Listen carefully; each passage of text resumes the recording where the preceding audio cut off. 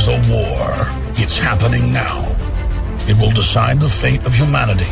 The time to choose sides has come. We are the resistance. We are the info war.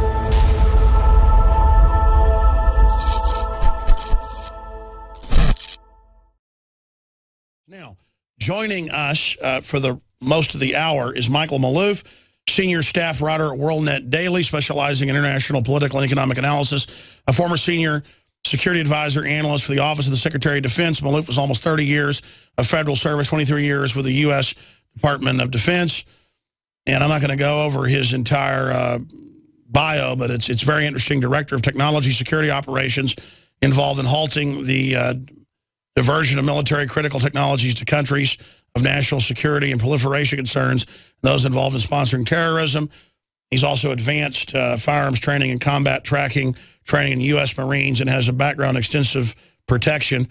And following 2001 attacks, Maloof has also been focusing more and more on terrorism. But he's got a new book out right now, A Nation Forsaken, EMP, The Escalating Threat of an American Catastrophe, published by WorldNet Daily Books, available on Amazon.com and bookstores everywhere.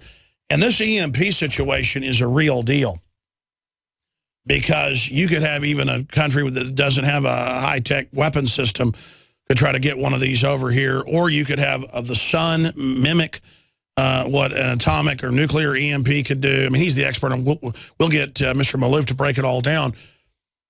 My issue is that there's, from what I've seen in Congress, they finally have had some hearings on this, but there doesn't seem to be the focus there should be. Instead, we see an obsession with gun owners in all this new military training in the news.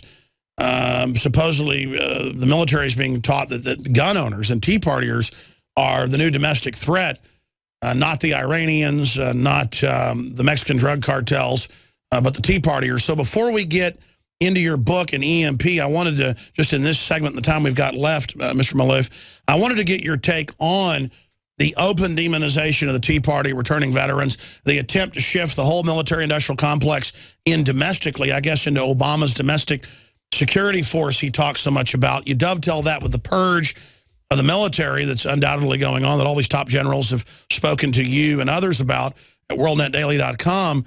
I'm trying to get the big picture here from your perspective. What do you think's going on here? Because we used to get documents 5-6 years ago where the military was training to take on the Tea Party, and people couldn't even believe they were real. Now it's just all over news like it's a good thing. Why? The new threat isn't Al-Qaeda. It's the veteran next door. He's going to bomb the police department any time now. Now, what do you think's going on? Well, first of all, thanks for having me. I just got off the phone with a very with an on-duty officer whose name will remain anonymous, and he's very concerned about this. And what in our discussion, it really encapsulated what is going on. He said any dissent by within the ranks today is tantamount to you being purged yourself, or your performance is downrated, and you're out of the service. The problem that is occurring is by making a more compliant military, and purposely doing this in order to make us more acceptable on the world scene, and not appearing to be the badasses on the scene in the world. It has made us become more of less able to carry out national security responsibilities. And as a consequence, we're cutting back tremendously in our military today. And as a result, it is prompting countries such as China and Russia and other wannabes, superpower wannabes, to fill that power vacuum around the world. And what we're seeing is that as a result, countries such as Japan, Korea, countries that we have alliances with and to protect, are saying, well, we can no longer trust the United States to protect us, and we're going to go our own way. And as a result, by them going their own way with Japan and Korea, for example, with the industrial capability to go nuclear, and to build up their own military independent of our protection, it creates a more dangerous environment worldwide as a result. And so this is going to be the consequence of what we're seeing. They can no longer rely upon us and the protections we've been giving them, and which has actually helped us in terms of our national security, and it's creating for a more unstable world as a result. And so what you're saying is people are afraid to even ask questions or say anything, a bunch of robots, and then basically morale falls apart, and then everybody just basically sits in a corner and just salutes the dear leader. Well, as they go up in the political, as they go up in the officer corps, approaching colonel, general, and what have you, it becomes much more political. And as a result, they're just going to stand up and salute, and that's just going to and that's how they're going to be able to succeed. It becomes much more politicized. The officer corps has become much more politicized because they want to be able to please the dear leader and be able to advance as a consequence. But what does it create for us? It creates a hollow fighting force as a consequence, along with other issues that have been brought into the... Let me throw a curveball, and then we're going to come back and get into your book and the EMP, the big issue. What do you make of the peace deals with Iran? And I'm all for not having a war with Iran and Syria. But then Iran has their top generals say we have sleeper cells in the U.S. And I went and checked it. He actually said that. And then they send ships over. Why would they engage in provocations when they started getting what they wanted? Because they've read what I just said. They read that we're weak, we're not going to do anything, just like the United States didn't do anything towards Syria. And Obama has made the point that we're going to negotiate. As a consequence, the leadership in Tehran have read those tea leaves, and they see that we're not going to do anything as a consequence. And so they're going to fill that back. And plus, you got to keep in mind, this is all coming out on the, the 35th anniversary of the Iranian Revolution was in 1979. So there's a lot of bravado that is going on right now as well. But you're right. We've seen expressions of this in the past few weeks, in which they're threatening, and even though they're trying to get us to convince us that we need to lessen sanctions and to open up to them, and again, it's just for posturing purposes, and they know the United States isn't going to do anything about it. Don't you think at some level it could be a suckering Iran in? I mean, is Iran really stupid enough to think it's going to help them to put ships off our coast? Well, they'll go ahead and put the ships off the coast, but again, it's for show force. I know it's a complete joke. I mean, obviously it's a joke. It just seems it's just crazy. That's all I can say. Mm-hmm. Well, they're going to do it. They'll probably use countries in Latin America for basing. But again, it's a show. It's a show, and they know the United States isn't going to do anything about it. You are watching the best of the Alex Jones Show, weekdays from 11 a.m. to 2 p.m. Central. Watch live at Infowars.com/show or become a member of InfoWarsNews.com and help us take resistance to the next level.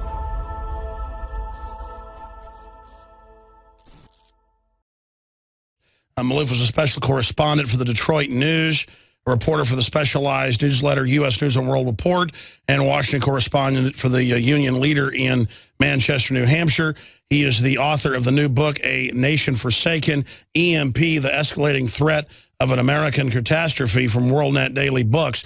This is a short segment, Michael, long segment coming up, but you've got the floor. Let's break down the EMP threat, and I know most people understand what an EMP is, but maybe start at the beginning and break down what your book covers.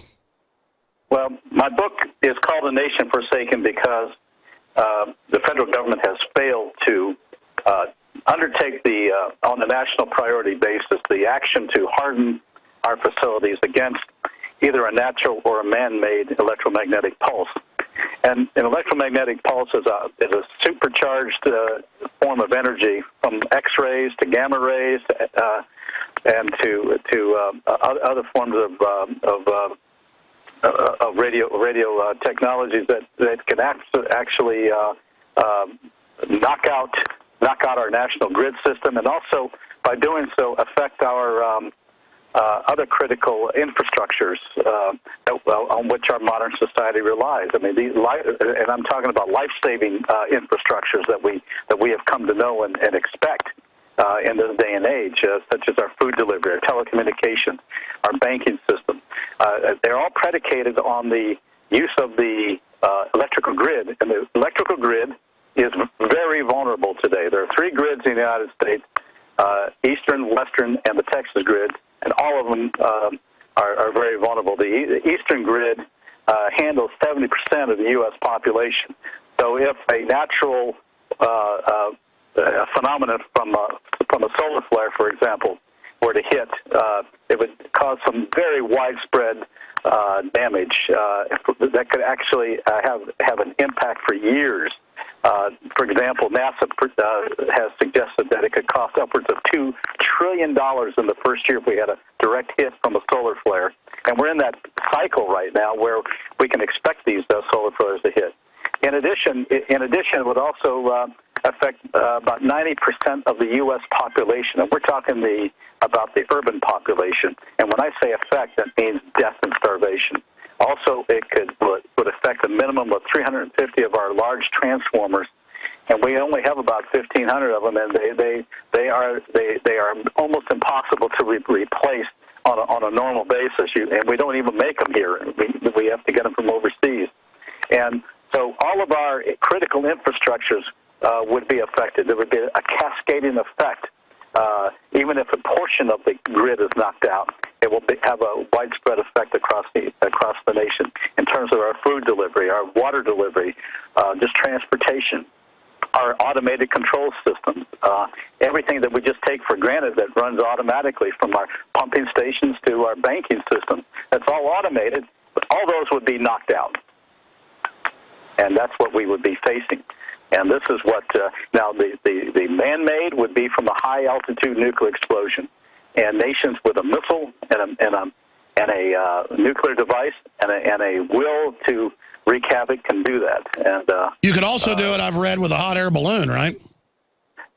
Theoretically, yeah, you could put, and even an orbiting satellite, an orbiting satellite could be a bomb. And this is what we've now seen the North Koreans actually working on rather assiduously is orbiting, and which means that they were successful in orbiting a satellite, and that satellite could actually be a nuclear device. And we know that they've been working on a smaller nuclear device, which was poo-pooed by our military, but in fact, it's actually a super EMP weapon that they're working on, according to my sources, which means it will emit greater gamma rays, which will have a far greater impact upon our electrical grid and all of our electronic devices that are not protected. Now, I just got off the phone with an Air Force guy, and he says, "Well, we're protected to a point, but from a nuclear explosion, he doubts very seriously that our electronics, which have been protected somewhat from let's say a flare or a lightning strike, would be able to would protect us from a nuclear explosion, which is the most intense that you can get." The InfoWars crew absolutely loves coffee because we love being awake. And I am somewhat of a connoisseur of coffee. So many times you go to a restaurant or even to a coffee shop and the coffee tastes like garbage.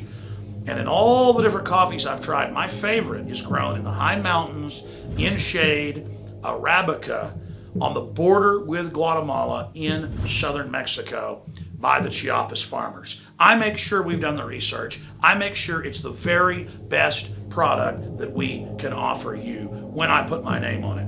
And I believe, and it's my taste, so you may differ, that this is the best coffee in the world from southern Mexico. Wake Up America Patriot Blend, 100% organic, Arabica shade grown. And then we have the Immune Support 100% organic coffee infused with a special type of mushroom known to boost the immunity. This coffee is seriously so smooth. I normally have to douse my coffee with cream and sugar and cinnamon and all kinds of tasty treats, but this, I drink this black. It is so good.